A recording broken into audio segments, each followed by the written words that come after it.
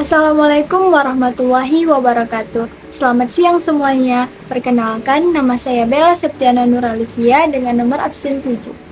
Sebelumnya perkenalkan, nama saya Charla Vivoida Erlan dengan NIM 2201008 dengan nomor urutan absen 08. Sebelumnya perkenalkan, saya Alisa Salsabila NIM 2201006 dari absen nomor 6. Saya Ayla Afra Al-Hadi dengan nomor absen nomor 5. Pada pertemuan kali ini, kami dari kelompok 2 akan menjelaskan materi tentang Bahasa Indonesia Baku. Sebelumnya, kami mengucapkan terima kasih kepada Profesor Dr. Hajah Hasna Faiza ARM Hum yang telah memberikan kesempatan kepada kami untuk membawakan materi ini. Baiklah, langsung saja saya akan menjelaskan pengertian Bahasa Indonesia Baku. Bahasa Indonesia lahir dan besar di lingkungan multikultural, yang artinya lingkungan yang beragam budaya dan masyarakatnya. Bahasa Indonesia pada umumnya terbagi menjadi dua, yaitu Bahasa Indonesia Baku dan Bahasa Indonesia Tidak Baku. Sebelum saya menjelaskan pengertian Bahasa Indonesia Baku, saya akan menyinggung sedikit tentang Bahasa Indonesia Tidak Baku. Seperti yang kita ketahui bersama, bahasa Indonesia tidak baku itu merupakan bahasa yang sering kita gunakan dalam kehidupan sehari-hari. Misalnya, percakapan seorang mahasiswa dengan mahasiswa lainnya atau percakapan seorang anak dengan ibunya. Bahasa Indonesia baku merupakan bahasa yang telah termodifikasi, diterima, dan difungsikan sebagai model atau acuan oleh masyarakat luas. Secara teori, bahasa Indonesia baku merupakan bahasa pokok yang menjadi bahasa standar dan acuan masyarakat dalam kehidupan sehari-hari, baik dalam bentuk bahasa lisan maupun bahasa tulisan. Bahasa Indonesia baku ini biasanya digunakan di dalam konteks resmi seperti kegiatan belajar mengajar atau kegiatan acara rapat. Bahasa Indonesia baku juga merupakan bahasa yang dapat mengungkapkan penalaran dan pemikiran teratur, logis, dan mudah dan masuk akal.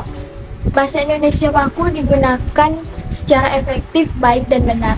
Digunakan secara efektif maksudnya yaitu karena memuat gagasan-gagasan yang mudah diterima dan diungkapkan kembali.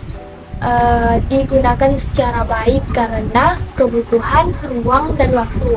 Bahasa Indonesia digunakan secara benar karena sesuai dengan kaidah pembahasan secara tertulis maupun terucap. Materi selanjutnya yang akan saya sampaikan yaitu tentang ciri-ciri bahasa Indonesia baku. Ciri-ciri bahasa Indonesia baku ini terbagi menjadi dua, yaitu ciri-ciri umum dan ciri-ciri khusus. Ciri-ciri umum ini terbagi menjadi 4 poin, yaitu poin yang pertama, bentuk tetap dan tidak mudah berubah. Yang kedua, tidak terpengaruh bahasa asing ataupun bahasa daerah. Dalam melafalkan bahasa Indonesia, terkadang kita dipengaruhi oleh pelafalan bahasa daerah maupun bahasa asing. Pengaruh itu mungkin tidak sengaja kita sadari. Nah, kemampuan dalam menguasai bahasa daerah maupun bahasa asing dengan baik menyebabkan kita tak sadar sering dipengaruhi dalam berbahasa Indonesia, sehingga kita tidak mengetahui bagaimana sih cara pelafalan yang benar yang sesuai dengan kaidah bahasa Indonesia. Poin ketiga yaitu penggunaan sesuai konteks dalam kalimat.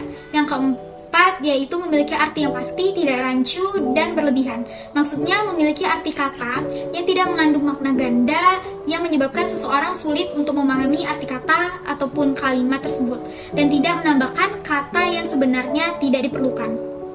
Selanjutnya yang kedua yaitu ciri-ciri khusus. Ciri-ciri khusus ini terbagi menjadi 5 poin. Poin pertama, menggunakan lafal yang bebas. Dinyatakan bahwa lafal yang bebas ialah lafal yang wajar, tidak dibuat-buat, dan tidak diperdengarkan warna lafal daerah maupun bahasa asing. Yang kedua, menggunakan ejaan menurut EYD atau ejaan yang disempurnakan.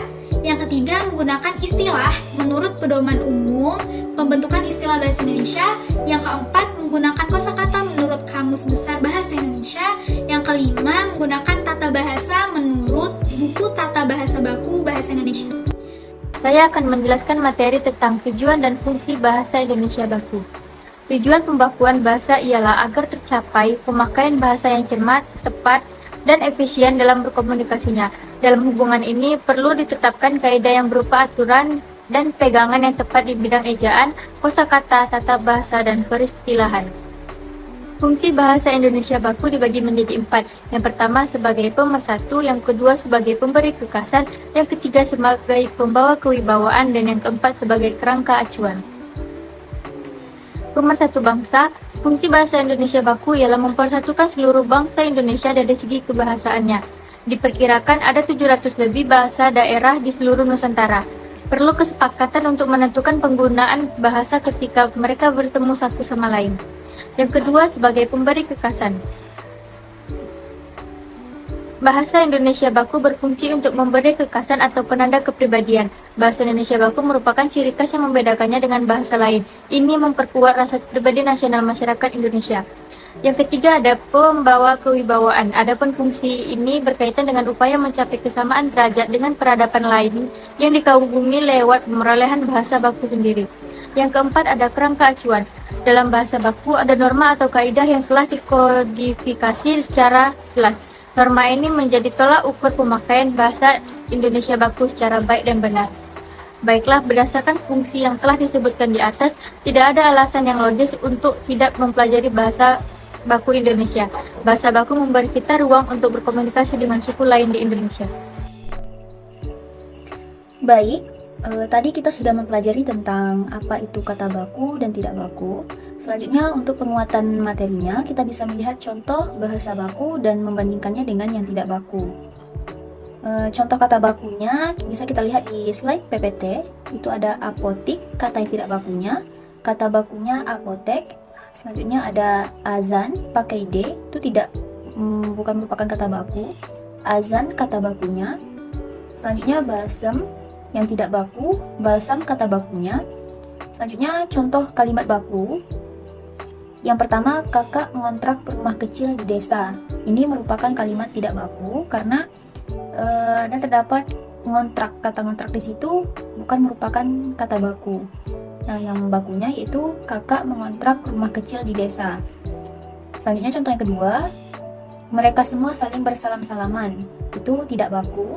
Yang kalimat bakunya mereka saling bersalaman. Contoh yang ketiga, mobil paman baru. Itu merupakan kalimat tidak baku. Kalimat bakunya, paman mempunyai mobil baru. Nah, dari contoh-contoh yang telah dijelaskan tadi, untuk melihat apakah kata baku yang kita gunakan sudah baik dan sesuai aturan, kita bisa melihatnya di Kamus Besar Bahasa Indonesia.